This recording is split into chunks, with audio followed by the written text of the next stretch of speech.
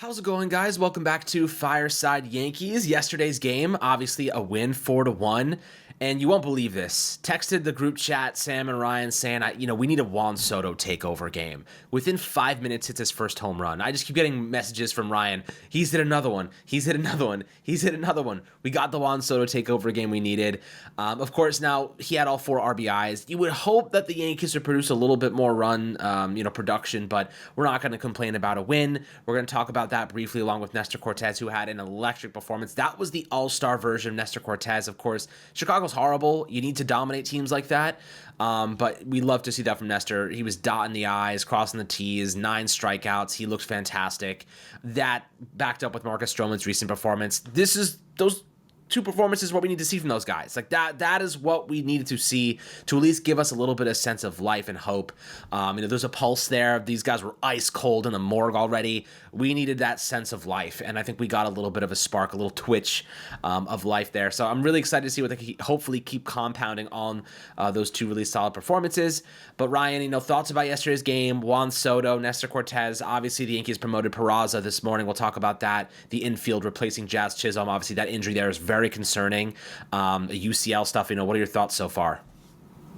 Yeah, the announcement that it's a UCL injury is obviously scary, right? Like, you think worst case scenario. Now, it is his non-throwing elbow, so you do wonder if maybe he can play through it and then get surgery in the offseason, but, I'm not a doctor. I'm not aware as to how much pain he's in. He felt like he was going to play yesterday, so maybe that's a good sign that, he felt like he could play. He didn't feel like any issues, but, at any point in time, your UCL can affect the way you swing. Like, for Dominguez, he was like, I can't get any pop in my swing. I don't know what's going on. That's where it gets scary.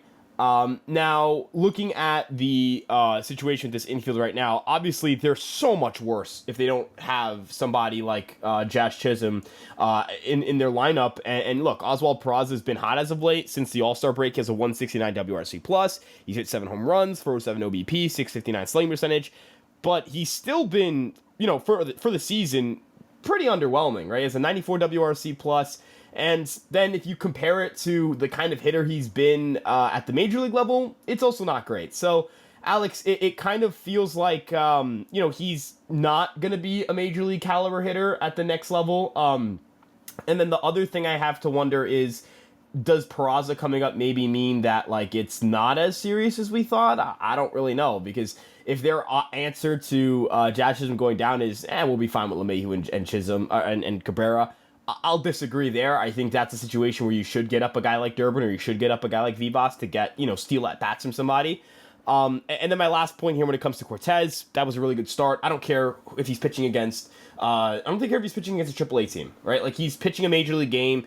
It's important for him to turn out a good start. We saw, the day before, Luis Seal, who's been this team's best starter all year, just had nothing for the White Sox. They battered and bruised him. So anytime you overlook your opponent, which I'm not saying or accusing Heel did, but I am going to say based on the way he was locating and kind of his pitch usage early on, where he was just trying to throw fastballs by people and, not really getting it, mixing up his looks, I will say maybe there was a little bit of looking over his opponent. In Cortez's case, I thought he mixed in his changeup well. I thought he did a good job of mixing everything in, sweepers, cutters, four-seamers. Hopefully it's something he can build off of, because Alex's team needs decent pitching. Like, they just need decent starts. It feels like it's not even competitive sometimes. Even the bullpen, though, has been bad. Like, Mark Leiter Jr., he gave up 3 earned runs the day before, or a couple days before, and then 1 earned run yesterday. Didn't even get out of the inning. They needed Tommy Kahnle to come in and finish it. Aniel De Los Santos, man, he might be DFA'd at this point. Like, he might be food for the Sharks at this rate. I don't know. Look, after the trade deadline, we were like, all right, Jazz, solid addition. We love that. Mark Leiter Jr. is a solid player. Of course, every bullpen arm has those ups and downs. I think he'll be fine long term. But they didn't do enough to really support this team. And you're kind of seeing Aniel De Los Santos. We said it from the beginning. And funny enough, Ryan, it's not been the home runs that have hit him. It's been everything else. It's the doubles. It's the singles. It's the inconsistency. The home runs have been his major con. And if he was to lower those, that's where we thought he could really become a decent arm. But instead, I think he's given up more extra base hits and more singles. And he's just getting batted around. And at this point, they may DFA him because they can probably pick someone off the street that's better than him him. I mean, eventually you get back Clark Schmidt, Cody Poteet. You have more options out of the bullpen here, and someone's got to go. And right now, Jake Cousins looking like one of our best pitchers. They're not going to get rid of Clay Holmes, obviously, and Ian Hamilton hopefully comes back. And you still have Scott Efros, in AAA, working his way back and getting some innings under his belt. So, at this rate, if you're the Yankees, you got to make some difficult decisions. Obviously, reinforcements are on the way, but you just don't know what version of Clark you're going to get coming off 3 months on the IL. You don't know what version of Cody Poteet you're going to get coming off 3 months on the IL. Ian Hamilton's been on the IL for 2 months. How do you, are we really going to sit here and act like those guys are going to be good? We hope they are, but we don't know. That's just an optimistic perspective. But, let's talk about the infield for a moment here. Oswald Peraza getting called up. That's an interesting one. I think they still keep rolling with Oswaldo Cabrera at third base. Solid defender, had a couple good moments yesterday. Obviously, he's a 90 WRC plus around there right now, so he's slightly below average, but he gets hot sometimes. He goes on some cold stretches, but he does get hot every now and then. And he's simply a good defender, so at least you have that. Do you think that Cabrera is the option for you right now at third base? I know we had talked about Caleb Durbin. Clearly the Yankees do not feel he's ready just yet. That's an interesting one. Maybe they feel as though he's a better second baseman, maybe a better option next year when Gleyber Torres probably walks in free agency. What are your thoughts there? Do you think calling up Peraza, who's had a pretty solid last 2 weeks, but otherwise has been horrible this season, do you think that was the right choice? Look, if I'm being honest, I don't think Oswald Peraza is a major league, everyday starter. If they feel, again, like this Chisholm thing is more short-term, then, look, I'm not going to disagree with the idea of, we're not going to be playing the guy we come up much. It doesn't make sense to bring up Durbin and have him play, once every 3 days. I can subscribe to that theory. I'm fine with that. I can live with that. Also, Peraza can play shortstop. Maybe that's valuable to him because I know that Boone mentioned wanting to give somebody like Volpe time off. It doesn't move me. Peraza doesn't move me. I think we're kind of at the point in his major league career or his professional career where he's got to prove it now. It's no longer, he's a young, exciting prospect. He's 24. He's not old, but he's got to do it. Now he's got to do it. It's got to happen. And if it doesn't happen, then, right? Then we'll move on to the next guy. We'll figure out who that next infield guy could be. And for Peraza, we talked about this with Cabrera early this year, where you're like, this is a chance for him. This is, really his last chance. And I think Cabrera, look, is he a great player? No, but I think he's finding it a little bit offensively. If he's a 90 WRC plus hitter and plays a bunch of defense everywhere, I think he'll stick on this team for a while, especially since he hits righties pretty well. But Alex, Peraza, this is his last chance. This is last option year. And for those who are unaware, the Yankees, it says one minor league option left. You can option up a guy 5 times. You can send them up and down 5 total times. And that means, so one option would be sending them up and then sending them down. You can't, you don't use the entire option based on one. It's the entire year. So the Yankees are not using or wasting their last option on Oswald Peraza. I want to dispel that narrative. And then again, Alex, it's, he's got to prove it. It's now or never, right? Who cares about the options at this point? I don't give a shit about the options. Right. No, I don't care either. It's Peraza's on his last. No, I understand why you said it, because some people may think it's I get the informational aspect. It's that more so shit. Yeah. It's more so Peraza is just bad offensively. He's had a good last 2 weeks, but he needs to be consistent. There is, he's a quadruple A player. He's the Estevan Florial, right? Quadruple A player, and he's not even that good in triple A. That's the problem. I'd say Estevan Florial was a better triple A player than him. So, you look at Peraza right now, what does he give you? He gives you good defense, right? He gives you some experience at the MLB level, but for the most part, the Yankees have absolutely annihilated his value. They should have traded him 2 years ago when they had the chance, but instead, he's a guy you call up every now and then, hoping that he can offer you something. I don't even think he plays, to be honest with you. I think he's just here as a backup, as someone who's going to ride the bench. I think Cabrera continues to play at third base. If anyone were to go down, like you said, if Volpe needs some days off, if they're trying to give some guys some days off, you put Peraza at shortstop. Honestly, would you rather, I'll ask you this, would you rather Cabrera just play shortstop and DJ LeMahieu play third than see Peraza? Because, Peraza's a fine defender, don't get me wrong, but the offense there, I guess you could argue DJ LeMahieu's not been much better, or wouldn't be much better. I guess you just throw Peraza and see if there's any sense of life.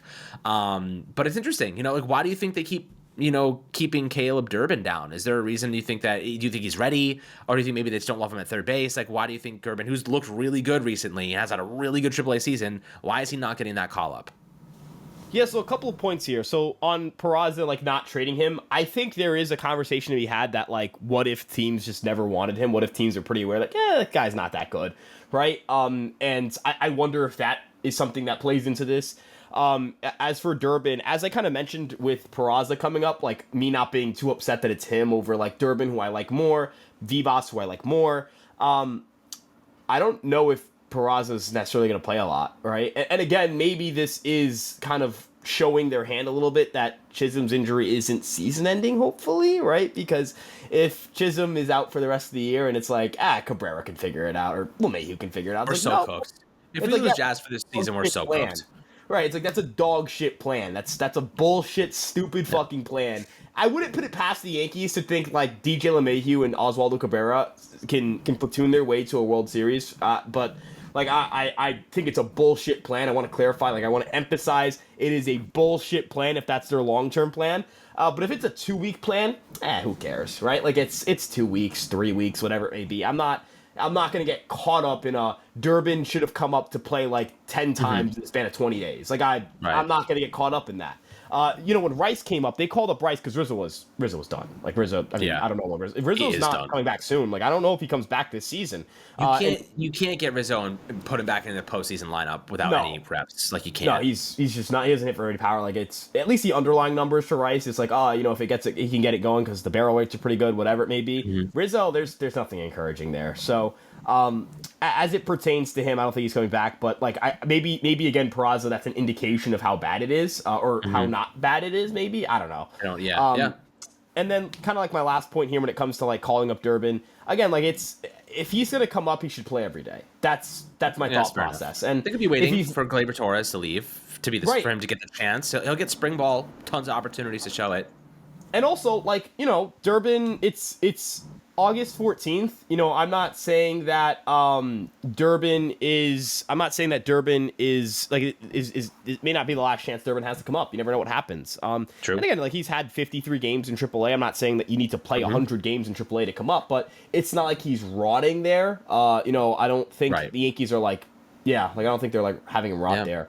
I mean, he's a good player. Excited to have him here whenever he comes here, but. For sure. And for those who don't know Caleb Durbin's stats, just want to read them off. That way you have a little bit more context. Like you said, played 53 games in AAA this season, hitting .301 with a .421 OBP, a .480 slugging rate, 14.5% walk rate, a 9.5% strikeout rate. So he'd be in the 100th percentile in strikeout rate in the MLB, likely. And a 139 WRC plus, so he's 39% better than the average AAA player. But this is a guy who makes contact, does not strike out very often, good eye, great discipline, some underrated power there, 20 stolen bags. Good defender. Like this is someone who could be a long-term solution at second base for the Yankees if they wanted him to go in that direction. So this is a player that if you're not going to call him up now, come spring training next year, we're locked in on Caleb Durbin. We already have an interview with him set up for the offseason. So we'll get you guys that information, obviously, and just some information and where he's at, where he projects to be, if he thinks he's ready to take that next step forward. But this is a name. Like again, we've been on top of these prospects. Ben Rice's development, Austin Wells. We've been all over the growth. Spencer Jones. These are guys we've been kind of raising to the surface over the last year or two. This is the next one on our docket is Caleb Durbin, at least on my docket, Ryan. I think that this guy could be a starter next year. So, this is a situation where I do think we're going to bring up the name early, and then we'll build him up over the year, over the offseason leading up to spring training, because I do think this is a guy that's going to be competing. Yeah, I also want to throw out the defensive versatility, and I've heard some really good things internally about his defense, and considering that the Yankees are going to need, I'm not saying that Gleyber is the worst baseball player I've ever seen, but defensively he's been pretty bad this year, to say the very least. The problem I think with Gleyber is that he's a very heady player, and that mistakes can compound with him. And that's not very good for like a situation where, let's say, he makes one error in the ALDS, let's say. I'm sure he'll make more than one in the next. Yeah, it's also like if you're a Yankee, it's even worse because you get the criticism that comes with it too. Yeah, I know that people kind of like go, oh, he's lazy like Gary, and like I want to dispel the notion that either player is particularly lazy. I think Gleyber can let the like Boone says, he kind of goes through emotions. Gary to me never felt like a bad worker. He just didn't figure it out defensively, and I think people always got mad at him about it. I wanted, but where I'm going to create the kind of the separating point here is that with Glaber, it just feels like mistakes compound. With Gary, it's like, oh, he'll go on a stretch where he plays good defense and then just a bunch of errors in a row. It's like he's just not a great defensive catcher. He makes the same mistakes over and over again, Glaber. Right. And it's like, okay, maybe you got to change. His defense has not changed at all in 5-6 years. Like, you think like maybe a little bit more reactiveness, a little bit more like he looks lazy when he's playing, like the way even Aaron Boone said it, like he looks lazy, but it works. And I'm like, I don't know if it works, man. Like the stats don't really say that this works. And he's just lazy with the ground balls. The other day, when we were trying to get out of that, it was 8-7, and he fields that ground ball at second base, and he looks like he's about to drop it. And I'm like, just go up there and be aggressive, man. Like it's I remember like Boone saying the same thing about Grisham. Like Grisham's very like kind of glides through it, if you know what I'm saying. Right. And like the difference is Grisham's a very talented athlete and defender. See, Torres can't really make up for defense. Like he can't make up for like maybe poor instincts or like as you mentioned, just kind of like going through the motions with his athleticism, slow with his process. Like I was talking to a buddy of mine, and I'm like, Jazz Chisholm on the base pass and defensively, he has some of those like same like overly aggressive to an extent tendencies as Glaber does, but Jazz Chisholm's a ridiculously good athlete, right? Yeah. Grisham defensively he just kind of goes. I mean, he drifts towards the ball, and I'm like, sometimes he drifts to the ball, and I'm like, oh, that ball's gone. He's feeling like I think the ball's gone because he's just not running after him. Like, oh, that ball's way gone. I'm like, oh, he caught it. It's not even close to gone. It's like 20, 30 feet before the warning track. But as you mentioned, like he knows how to position himself. He's a great route runner. Like he's a master of his craft. Like and Bader. It looks lazy because he's so good at it. Everything is routine to him. Bader didn't look lazy, but Bader looked like he was gliding. I will say Bader had a little more like. Right. Yes, that gliding. Like it's like he's a magnet to the ball. Glaber doesn't have that same defensive thing. I think Durbin, he's going to be a much better defender than Glaber at that position. And he also brings a different kind of, I think, momentum in terms of how he plays. This is a guy who at every level of the professional game has been told, yeah, you're probably not that good. Yeah, you're probably not going to hit at the next level. He was a D3 athlete, right? Like, there's a chip on his shoulder. And I'm not saying that to say that, like, oh, chip on his shoulder means he's automatically going to be good. Oh, this guy's clearly going to be a star at the next level. But just to say, like, I think there's a difference in attitude or difference in, like, not attitude. I mean, I'm not trying, like, I don't want to imply that Glaber's lazy. That's not the implication I think either of us are trying to make. It's just that, like, he's got something to prove. Like, Caleb Durbin has something to prove. Right. We're like, and I feel like having Durbin come up would have immediately put pressure on everybody. Now, again, if it's a longer term thing, I would have been for that. For a shorter term thing, I get why they bring up Peraza. And Alex, I think you can agree with me here.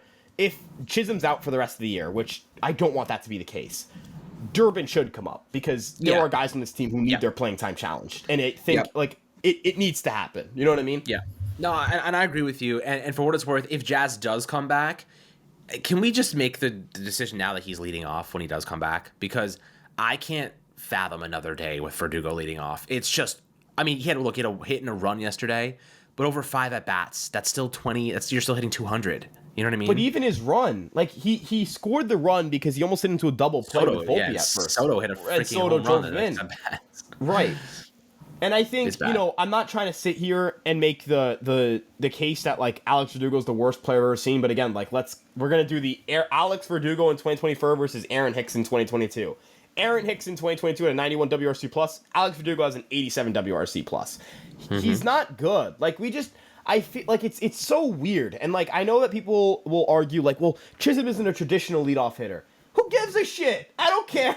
Like, he can hit. Does he have a higher OBP? Yes. Does he walk a similar amount? Yes. Does he hit more power? Yes. He's a better hitter. Like, you know what? You know what it is at this point, Alex? Boone should just throw in a hat up, like, the list of players who have a higher OBP than Alex Verdugo, throw them in a hat, mix up the hat, and pick out a fucking name. That's what he should do at this point. I don't need to see Verdugo lead off. The guy sucks. The guy stinks. And he gets rewarded every single time with more. Oswaldo Cabrera has more WAR than Alex Verdugo. I'm going to double check this. That's actually disgusting. That's disgusting. I'm pretty confident in saying this. I'm pretty sure. 0.6 F WAR for Cabrera in 88 games and half the fucking plate appearances. 0.5 WAR for Verdugo. I'm not even saying Cabrera should start on this team. I'm just saying, man, the guy sucks. The guy stinks. He's terrible. He's being rewarded fucking for it. Dude, I saw him take one swing. Had to go get my air refreshener, dude. My whole fucking room stunk up the second he steps to the plate. I gotta spray my room. I gotta disinfect everything. I gotta disinfect my screen. I can't let my little brothers watch this shit, man. Like, dude, all due respect, I love my little brothers way too much. I can't let them watch shit on this. Dude, it'll scare them straight. It'll scare them off sports. I want them to love watching baseball. Can't have them watch Alex Verdugo at bats. That's bad for the soul. It's bad for the eyes. It's not good. It's not healthy for the human body. It's not good for human consumption. Alex Verdugo leading off shouldn't be allowed on fucking airwaves, all right? So, Boone, look, I'm looking straight at the camera here. The guy has an 87 WRC+. The guy stinks. He's shit. He's dog shit, all right? You're going to be able to win games. Your offense isn't scoring because Verdugo's out there. It's in spite of him, all right? Move him off the leadoff spot. Get anybody else up there. And let's go win some fucking baseball games. Let's go rattle off an 8-game win streak. Let's go 10 for our next 12. Let's go bury these fucking Baltimore, man. Mostly. Let's go bury Baltimore, right? This team, they were 50-22 without Jazz. They've shown they're in first place right now. They're a first place team right now. At this second. Let's keep the ball rolling, right? Yeah. Get Verdugo and that dog shit bat out of the leadoff spot, and let's keep the good vibes rolling, boys. They're in first place, and we feel like they shouldn't be. So this is an opportunity to really start to build some momentum here. But like you said, what does Jazz give you a leadoff? Let's say this injury isn't as bad as we hope it is. Obviously, we don't know just yet. But when it comes to Jazz being leadoff, he gets on base. And he could steal second, and a Soto single drives him in. We saw him scoring an infield single the other day. You know what I mean? All you need is for him to get on base, steal a bag, and then he can score on a single from Judge or Soto. You're going to manufacture runs like that. Verdugo barely gets on base, doesn't steal any bases, and doesn't do anything for you at the top. I'd rather have Anthony Volpe up there. Could you imagine Jazz just swiping second, dude? boop. Oh, dude, Soto's electric. up there. But you talk about, but this is what I'm saying though. We're talking about the Yankees said they want to play more small ball. And they are not playing any small ball. And then you have Verdugo out here calling his own bunts lazy. You know what I mean? If you want to play small ball, if you want to bunt, if you want to do the little things right, if you want to do the little stuff that results in runs, you need to put the right players in the right positions to do that. The Yankees do not do that. And it's we're sitting wait here, a second, I don't understand it. And it's weird because they'll do you'll find it's weird. They'll find a Jake Cousins out of nowhere, and you're like, it takes a genius to find a guy like Jake Cousins and turn him into the guy he's been. It takes a genius to get Michael Tonkin DFA 3 times and turn him into something. It takes a really smart team to develop some of the young players they've developed. It really does. The Yankees are winning games every year, basically. They haven't been a below 500 team in either of our lifetimes, that kind of stuff. And it's hey, let's just get the small, it's just some of the little things that, you're just it's a little bit head-scratching. Granted, every team, and it's weird because I saw, a Phillies fan say the same thing about their team, where it's these guys walk through the games, these guys aren't, playing with intensity, and it does give me the perspective that, we are still one of the best teams in baseball. Everyone kind of hates their own team right now. No, I don't think anybody likes their team. I don't know if there's any, I don't know Orioles fans who I know Orioles fans who hate their team right now. So, I hate to say it. It's right in front of them, Alex. It really is right in front of them. They're in first place. They control their destiny. It's right in front of them. All they have to do is play good baseball from here on out. Not great baseball, just good baseball. And, hey, they'll probably walk away with a first place finish in the division, a first round bye, which I think this team desperately needs. They're getting worked in that pitching staff. That pitching staff's getting worked, not just on the field, but in terms of usage rates. It's right in front of them, man. Just Boone. Let's get Verdugo out the cleanup spot, the leadoff spot. Let's hope, Stanton keeps clicking, Wells keeps clicking, Judge keeps clicking, Soto. I mean, that guy's fucking generational. And, even the bottom line has done some nice things. I've gotten something from LeMahieu as of late. Cabrera every now and then. Grisham, he was hot before he got hit in the wrist, which, if he's healthy, can I see him in the lineup over Verdugo, maybe? I don't know. I feel like I'm not here yet. I'm not here with this team. I'm yeah, they're fine. They're okay. They're a good team. And everyone else kind of sucks. The league's so wide open. Let's just hope it's us this year. Yeah, it really is.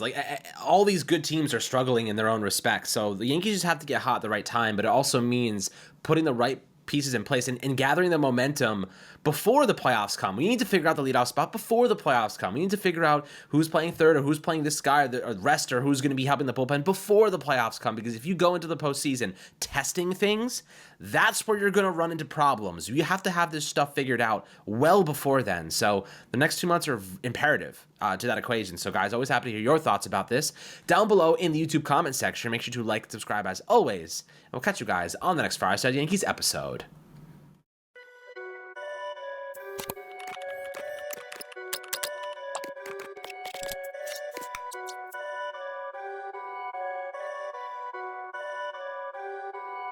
Perfect.